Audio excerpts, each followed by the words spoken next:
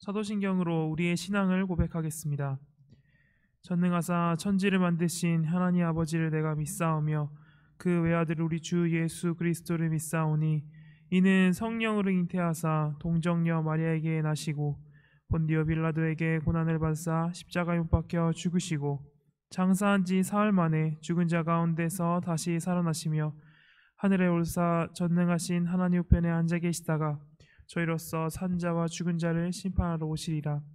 성령을 믿사오며 거룩한 공회와 성도가 서로 교통하는 것과 죄를 사하여 주시는 것과 몸이 다시 사는 것과 영원히 사는 것을 믿사옵나이다. 아멘. 함께 찬양하겠습니다. 찬송가 218장 함께 찬양하도록 하겠습니다. 찬송가 218장입니다.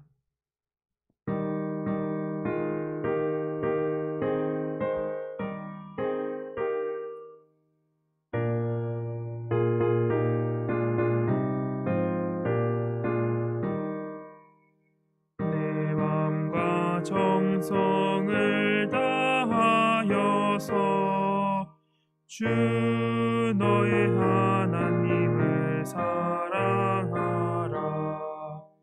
내 몸을 아끼고 사랑하듯 형제와 이웃을 사랑하라. 주께서 명하시니 그 명령 따라서 살아가리. 널 미워해치는 원수라도 언제나 너그럽게 사랑하라.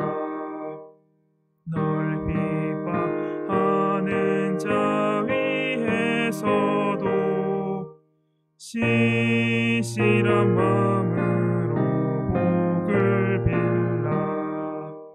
주께서 우리에게 명하시니 그 명령 따라서 살아가리. 나 항상 주님을 멀리하고 형제를 사랑하지 못하였다. 이러한 죄인을 사랑하사 주께서 몸 버려 죽으셨다. 속죄의 큰 사랑 받으니모 내 생명 다 바쳐 충성하리. 아멘. 기도하겠습니다. 사랑과 은혜로 풍성하신 하나님 아버지, 오늘 하루도 말씀 속에서 살아가게 하심에 감사합니다. 하나님, 오늘 우리는 아주 어려운 때에 살아갑니다. 코로나로 삶을 살아가는데 이때에 점점 지쳐가고 기쁜 소식보다 암울한 소식만이 판을 치는 세상 속에서 살아갑니다. 이런 때 주만을 의지하여 살아가길 간절히 소망합니다. 오직 주만이 저희의 어려움을 극복해 주실 것임을 저희는 알고 있습니다. 오직 주만 바라보며 주께 의지하여 살아가는 저희 모두 될 수 있도록 하여 주시옵소서. 예수님 이름으로 기도합니다. 아멘. 오늘 읽을 말씀은 누가복음 6장 27절에서 38절입니다. 누가복음 6장 27절에서 38절입니다. 그럼 제가 읽겠습니다. 그러나 너희 듣는 자에게 내가 이르노니 너희 원수를 사랑하며 너희를 미워하는 자를 선대하며 너희를 저주하는 자를 위하여 축복하며 너희를 모욕하는 자를 위하여 기도하라. 너희 이 뺨을 치는 자에게 저 뺨도 돌려대며 내 겉옷을 빼앗는 자에게 속옷도 거절하지 말라. 내게 구하는 자에게 주며 내 것을 가져가는 자에게 다시 달라 하지 말며 남에게 대접을 받고자 하는 대로 너희도 남을 대접하라. 너희가 만일 너희를 사랑하는 자만을 사랑하면 칭찬받을 것이 무엇이냐? 죄인들도 사랑하는 자는 사랑하느니라. 너희가 만일 선대하는 자만을 선대하면 칭찬받을 것이 무엇이냐? 죄인들도 이렇게 하느니라.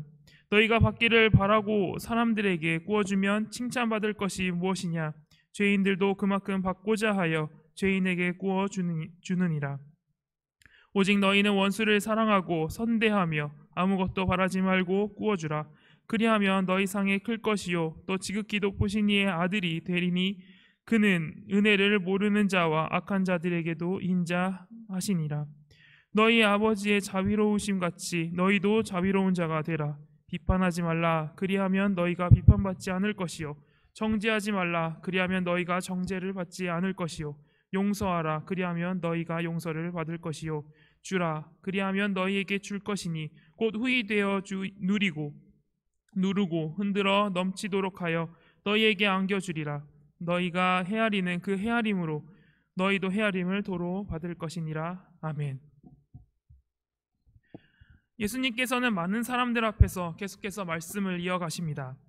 27에서 28절에서 예수님께서는 하나님 나라에 속한 자들이 어떻게 살아가야 하는지를 말씀하십니다. 그들은 원수를 사랑해야 합니다. 하지만 이렇게 사는 삶은 녹록지 않습니다. 왜냐하면 하나님 나라에 속한 자들은 미움을 받으며 살아가기 때문입니다. 그럼에도 신자는 자신들을 미워하는 자들을 선하게 대해야 합니다. 그리고 저주하는 자들이 있다면 그들을 축복해야 합니다. 또한 모욕하는 자들을 위하여 기도해야 합니다. 예수님께서는 신자를 미워하는 세상을 향해 사랑의 모습을 보여야 한다고 가르치십니다. 그렇다면 사랑의 모습은 대체 무엇일까요? 이어지는 29에서 30절은 사랑의 모습을 설명합니다. 예수님께서는 뺨을 치는 자에게 반대뺨도 돌려대라 말씀하십니다. 이어서 겉옷을 빼앗는 자가 있다면 속옷도 거절하지 말라고도 말씀하십니다. 여러분, 뺨을 맞게 되면 기분이 어떨까요? 분노가 그 마음속에 일어날 것입니다. 그리스도인은 자주 뺨을 맞곤 합니다. 그리스도인으로 살아가며 우리는 예상치 못한 세상의 상황에 처하게 됩니다. 심지어 박해를 받기도 합니다. 그럴 때에 신자의 마음에는 상처가 생깁니다. 하지만 예수님께서는 그렇게 상처 입은 자들에게 반대뺨도 내밀라고 하십니다. 예수님께서는 신자가 보복을 하기보다 섬기는 자로 살아가길 바라십니다.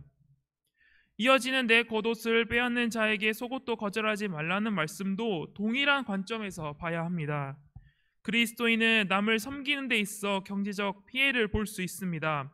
심지어 부당하게 지속적으로 피해를 볼 수 있습니다. 하지만 신자는 비록 피해를 입더라도 섬기는 일을 그쳐서는 안 됩니다. 자신이 가진 것을 잃더라도 남에게 베풀며 정말로 필요한 자들에게 나눌 줄 아는 사람이 되어야 합니다. 이어지는 가정한 자에게 다시 달라 하지 말라라는 말은 두 가지로 볼 수 있습니다. 첫째는 내 것을 남에게 베푼 것에 만족하라는 말씀입니다. 둘째는 나에게 피해를 준 자에게 보복하지 말라는 말입니다. 예수님께서는 이렇듯 하나님 나라의 백성들은 사랑으로 원수를 품으며 베풀며 살아야 한다고 말씀하십니다. 31절은 그러한 사랑을 내가 먼저 받기보다 먼저 베푸는 자가 되라는 말씀입니다. 그렇다면 여러분, 과연 어떤 것이 진정한 사랑일까요? 예수님께서는 32절부터 35절에 이에 대한 답을 주십니다. 여러분, 나를 사랑해주는 사람에게만 또는 나에게 친절하게 대해주는 사람에게만 사랑을 베푼다면 그것이 참된 사랑일까요? 아니면 나눠준 만큼 다시 받기를 원한다면 그것이 참된 사랑일까요? 예수님께서는 죄인들도 이 정도 사랑은 한다고 말씀하십니다. 하지만 신자의 선행은 다릅니다. 신자의 선행은 원수에게까지 향해야 합니다.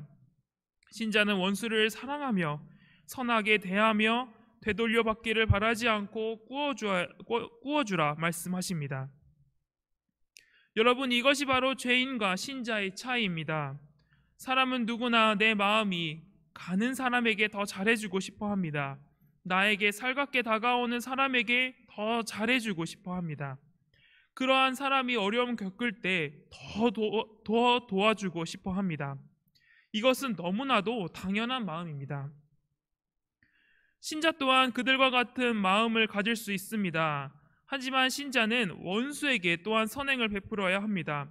원수를 사랑하는 마음으로 그들을 돌보고 그들에게 우리의 가진 것을 베풀어야 합니다. 이것이 바로 신자의 모습입니다. 그런데 여러분, 예수님의 말씀은 참 어려운 말입니다. 이 말을 이해하지 못하기 때문이 아닙니다.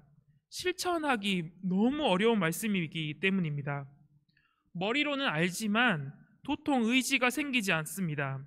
그렇다면 왜 이렇게 어려운 요구를 예수님께서는 우리에게 하시는 걸까요?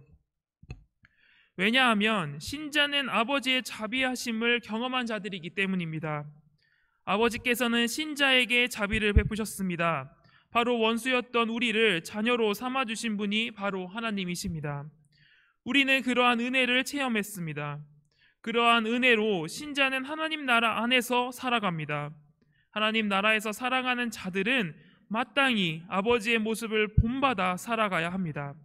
아버지가 자신의 원수를 사랑했듯 우리도 아버지를 본받아 원수를 사랑해야 합니다. 그렇게 신자는 비판하는 자 그리고 정죄하는 자가 되어서는 안 됩니다. 비판과 정죄는 다른 사람의 잘못을 용인하지 못하고 기다려주기보다 잘못을 드러내는 일입니다. 이는 사랑의 행동이 아닙니다. 이는 남을 판단하려는 교만한 행동입니다. 판단과 정죄는 오직 하나님만이 하십니다. 오히려 신자는 용서하는 자여야 합니다. 왜냐하면 우리가 용서를 받은 자이기 때문입니다. 이렇게 관대하게 살아가는 신자를 주께서는 돌보십니다. 신자는 그들이 베푼 만큼 동일한 은혜를 체험하며 살아갑니다. 왜냐하면 신자들은 그들이 주의 말씀에 순종하여 살아갈수록 그 안에서 하나님과의 친밀한 교제를 맺어가기 때문입니다. 여러분, 우리나라 속담에 미운 놈 떡 하나 준다라는 말이 있습니다. 우리는 마치 예수님께서 하시는 오늘 이 말씀이 이와 비슷하다고 생각할 수 있습니다. 하지만 여러분, 오늘 우리가 함께 읽은 말씀은 이 속담과 근본적인 차이점을 갖고 있습니다. 이 속담은 어떤 뜻입니까? 이 말은 자기가 미워하는 사람일수록 더 잘해줘서 인심을 얻고 후환이 없도록 한다라는 말입니다.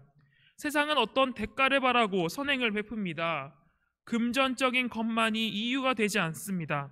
나중에 등에 칼을 꼽히지 않기 위하여 선행을 하기도 합니다. 세상이 선행을 하는 데는 다양한 이유가 존재합니다. 하지만 신자가 선행을 하는 이유는 다릅니다. 우리가 선행을 행하며 사는 이유는 우리가 그 은혜를 받았고 누렸기 때문입니다. 그렇게 나의 것을 베풀며 남을 섬기며 사는 삶이 하나님이 보시기에 좋기 때문입니다. 신자가 이웃을 대가 없이 섬기며 살 때 주께서 기꺼이 우리를 위해 죽으셨듯 그렇게 나를 낮추며 살 때 아버지께서는 기뻐하십니다. 하나님 아버지를 기쁘게 해드리는 삶이 바로 합당한 그리스도인의 삶입니다. 또한 이러한 삶은 다른 사람들을 구원에 이르게 하는 통로의 역할을 합니다. 바울은 고린도전서 10장 33절에서 다음과 같이 말합니다. 나와 같이 모든 일에 모든 사람을 기쁘게 하여 자신의 유익을 구하지 아니하고 많은 사람의 유익을 구하여 그들로 구원을 받게 하라. 아멘. 사랑하는 성도 여러분, 우리의 삶이 바로 전도의 길을 열어줍니다. 예수님께서는 누구보다 원수를 사랑하는 모습을 보이셨습니다. 베드로는 베드로전서 2장 23절에서 예수님께서 욕을 당하시되 맞대어 욕하지 아니하시고 고난을 당하시되 위협하지 아니하시고 오직 공의로 심판하시는 이에게 부탁하시며 라고 말하고 있습니다. 예수님께서는 자신의 말씀을 실제로 실천하신 분이십니다. 자신을 죽이고자 하는 원수들을 원망하기보다 그들의 죄를 사하여달라고 하나님께 기도하신 분이 바로 예수님이십니다. 사랑하는 강병교회 성도 여러분, 우리가 누구의 소유인지를 기억하며 살길 바랍니다. 우리가 누구를 본받아 살아가는 자들인지를 기억하길 바랍니다. 우리는 예수 그리스도와 같이 원수를 사랑해야 합니다. 또한 그들을 섬기며 그들이 우리와 같이 구원에 이를 수 있도록 기도해야 합니다.